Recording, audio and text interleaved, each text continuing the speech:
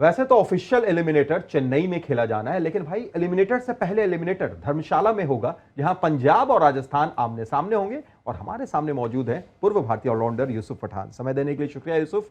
और यह मुकाबला इसलिए भी एलिमिनेटर हम कह रहे हैं कि भाई जो कल हारा, बैकपैक सीधे अब आप अगले सीजन की तैयारी कीजिए। और जीता भी यूसुफ तो भाई गारंटी नहीं है, फिर आपको बहुत कुछ करना पड़ेगा, आपको सोचना पड़ेगा, उम्मीदें देखनी पड़ेगी, दूसरी टीम पर निर्भर रहना पड़ेगा।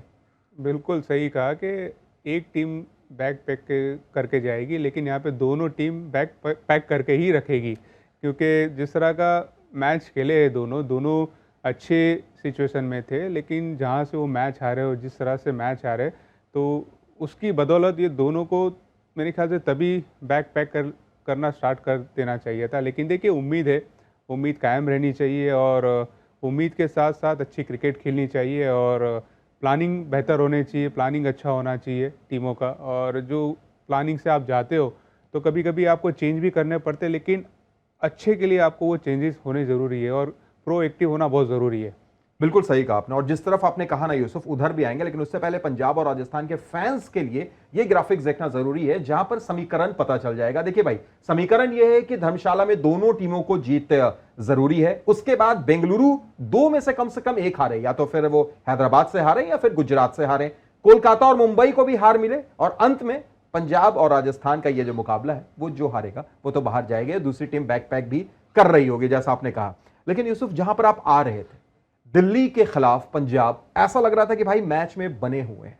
हरप्रीत बराड़ को आखिरी ओवर देना वहां पर, उसके बाद 23 रन, फिर बल्लेबाजी में आप आइए, अथर्व तायड़े एक युवा बल्लेबाज जिसने पिछले बार जब अर्धशतक जड़ा था, अगले मैच में उसको ड्रॉप किया गया, कल अर्धशतक जड़ा, रिटायर्ड आउट कर दिया गया। ये क्या मनोदशा के साथ गुजर रहे होंगे अभी? चलिए देखिए, अब गेंदबाजी से स्टार्ट करते हैं हम। तो गेंदबाजी में आपने कहा कि एक लेफ्ट आर्म स्पिनर को आखिरी ओवर दिया, क्या ये शिखर धवन का डिसीजन था? आप क्या सोचते हो? नहीं, मैं तो कैसे नहीं, आप क्या नहीं सोचते सोच हो? सकता हूं, नहीं मैं सोच नहीं कह सकते हो। सकता हूं मैं। तो देखिए, सिर्फ कप्तान का रोल नहीं होता है इसके अंदर कि आखिरी ओवर कप्तान ने आप हम सब बोल रहे होंगे, आप भी यही बोल रहे होंगे, आप अभी जवाब नहीं दे रहे हो मुझे, लेकिन आप भी यही बोल रहे हो कि ये तो रहता है कि भाई कप्तान ने क्या किया, ये कप्तान ने ये क्या किया। लेकिन वहाँ पे सिर्फ कप्तान का रोल नहीं होता, वहाँ बैठे होते कोच भी बैठे हुए थे, ये उनका भी प्लान होता है। तो वहाँ पर ओवरसीज कोच भी बैठे हुए थे, ठीक है ना। तो हम सिर्फ कप्तान को नहीं बोल सकते कि ये शिखर धवन ने गलती की, यहाँ पर गलती कोच ने भी की है। तो ये बहुत ही अजीब सा और बहुत ही पेचीदा डिसीजन था वो, वहाँ पर वो गलती करके, ठीक है, उनके लिए एक बड़ा मौका था आखिरी ओवर डालने का। अगर अच्छा करते तो हम सब तारीफ़ करते, हम तारीफ़ करते, कोच की तारीफ़ करते कि अच्छा डिसीजन लिया, कप्तान की तारीफ़ करते कि अच्छा डिसीजन लिया। लेकिन जब आप सेट बल्लेबाज अगर खेल रहा हो सामने की और वो भी लेफ्ट हैंडर, तो वहाँ पे लेफ्ट आर्म स्पिनर को गेंद देना नहीं बनता था।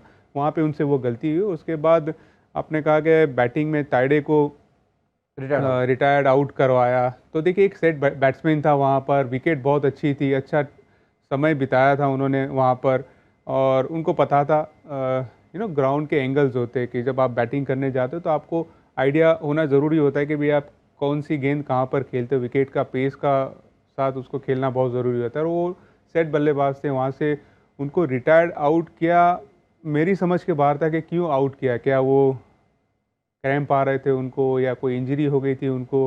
अगर ये सब चीज़ नहीं थी तो उनको रिटायर्ड आउट करना मुझे नहीं लगता कि वहाँ पर अच्छा डिसीजन था, क्योंकि एक सेट बैट्समैन, नए बैट्समैन को आके खेलना होता है, कम से कम 3, 4, 5 या 6 गेंद वो लेता है, तो वहाँ पे आपका रन रेट बिल्कुल नीचे जा सकता है।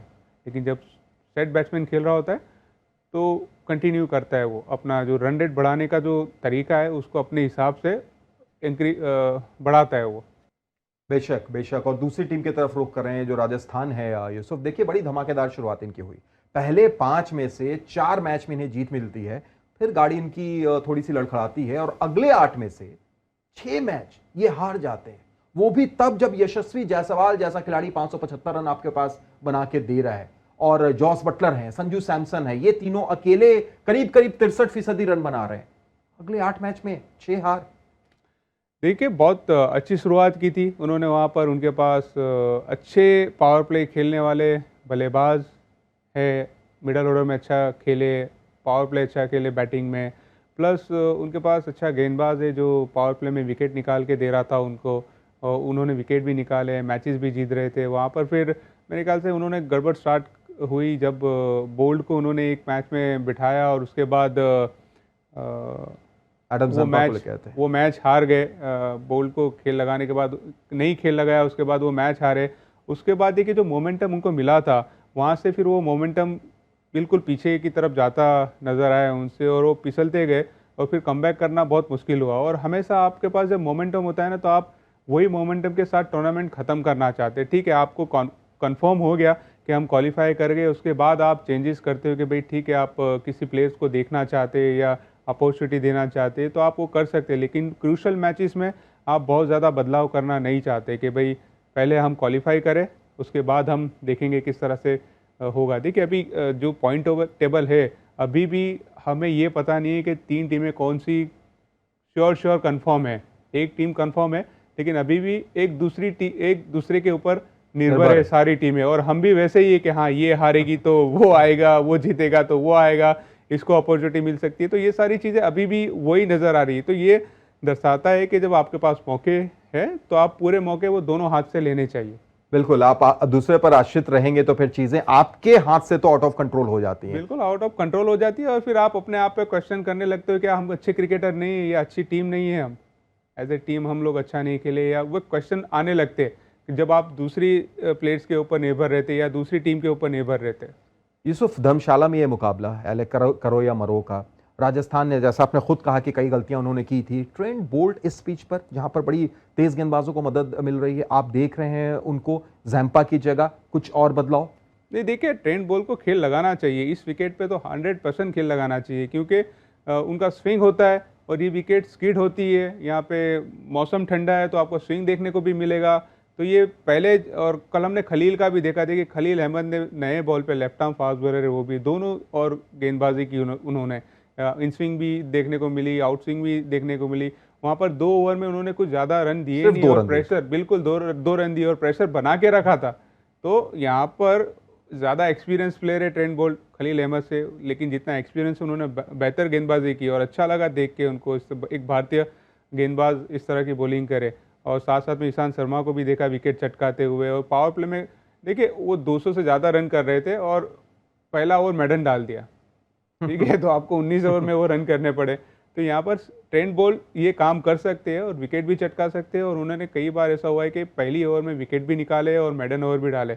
ये विकेट उनको सूट भी करेगा, क्योंकि यहाँ पे गेंद स्विंग भी होती है, स्किड भी होती है, बाउंस भी अच्छा होता है, मौसम भी ठंडा है, तो उनके अनुकूल ये विकेट है। चलिए आखिर में छोटा सा प्रेडिक्शन आपसे। ऐसे तो आपने पहले कह दिया कि दोनों ही टीमों को बैक पैक करना होगा, एक जाने के लिए और दूसरी टीम तैयार रहने के लिए कि कब जाना है, पर एलिमिनेट आपके हिसाब से कल कौन हो रहा है, पंजाब या राजस्थान? इसके बारे में बोल एक तो आपकी भी टीम है, आपकी पुरानी टीम है। बिल्कुल मेरी टीम है, मैं चाहूँगा राजस्थान ही जीते। अच्छी क्रिकेट खेलते नजर आए हैं, और एक मौका अपने आप को देना चाहिए, दोनों टीम को एक एक मौका देना चाहिए कि भाई आप दोनों अच्छी क्रिकेट खेले, अच्छी जो अपॉर्चुनिटी एक यंग बल्लेबाजों के पास है। देखिए यशस्वी जायसवाल की जैसे बात कहे हम के ऑरेंज कैप के रेस में हैं, तो मैं चाहूँगा कि राजस्थान जीते, ताकि उनको मैं और क्वालिफाई करे, कि उनको मैं देखना चाहूँ कि ऑरेंज कैप पहनते हुए देखना चाहूँगा, क्योंकि बेहतरीन सीज़न रहा है उनका, और काफ़ी अच्छा क्रिकेट खेले, काफ़ी मेहनत की है उन्होंने, और जो जिस तरह से उन्होंने डोमेस्टिक क्रिकेट खेला वहाँ पे अच्छा प्रदर्शन किया, आईपीएल में आया तो वो प्रेशर हैंडल किया, फिर अच्छा प्रदर्शन किया। लास्ट ईयर उनका अच्छा नहीं गया था आईपीएल, उसके बावजूद अच्छे फॉर्म में नज़र आए इस साल।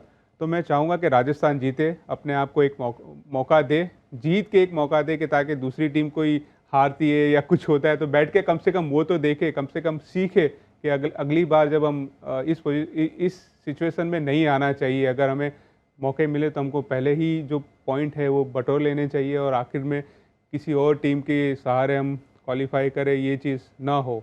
और ये देखना चाहूँगा कि राजस्थान जीते और यशस्वी जायसवाल को 1 और 2 और मौके मिले और वो ऑरेंज कैप पहने।